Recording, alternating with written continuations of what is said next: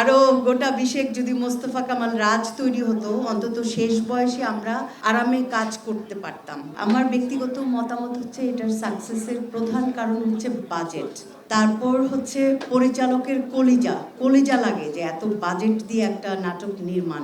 এটাও প্রথম কারণ হতে পারে। পরিচালকের যদি মনোযোগ না থাকে, কোনো আর্টিস্টের মনোযোগই থাকে না। আমি দেখেছি অনেক সেটে যে পরিচালক যখন 12টায় আসেন তখন আর্টিস্টরা আসেন 2টায়, কিন্তু দেখা গেছে আমরা অনেকে লেট করেছি, কিন্তু আমাদের পরিচালক সকাল 9টায় সেটে, উনি কিন্তু রাত 1টা-1:30টায় গেছেন।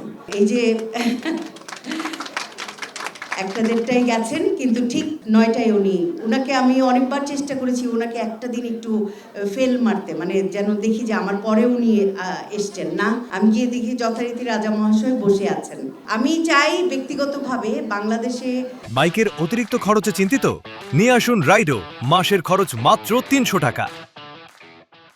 আরো গোটা 20 যদি মোস্তফা কামাল রাজ তৈরি হতো, অন্তত শেষ বয়সে আমরা আরামে কাজ করতে পারতাম। কারণ এই যে আসেন সিন করেন এই বিষয়টি থাকতো না। এই যে মোস্তফা কামাল রাজ আমাদের প্রত্যেক শিল্পীর সিঙ্গেল হোক সেটা সিরিয়াল হোক 5 দিন 6 দিন করে টানা ডেট নিচ্ছেন। আমরা কেউ ভেবেছি যে কত টাকা প্রতিদিন খরচ হচ্ছে, এক একজনের পারিশ্রমিক কত। এই যে আমরা দেখা গেছে আরাম আয়েসে ঘুমিয়ে সিন করছি, খাচ্ছি দাচ্ছি গল্প করছি, তিনি কিন্তু সারাক্ষণই সিনের পেছনে ছুটছেন। এই আসো এখন সাইন চলে যাবে, চলো। তো আমরা তো আরাম আয়েসে ছিলাম। এই 5-6 দিন করে কেউ এখন আর ডেট নেয় না, খুব একটা মানুষ না।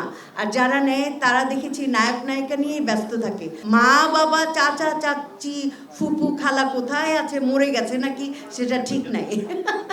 তো যাই হোক, আমি বারবার দোয়া করব যে পরিচালক মোহাম্মদ মোস্তফা কামাল রাজ এবং সিনেমাওয়ালা টিমের অল ক্রু সবাই যেন সুস্থ থাকেন, রাজার হালেই যেন থাকেন। ধন্যবাদ।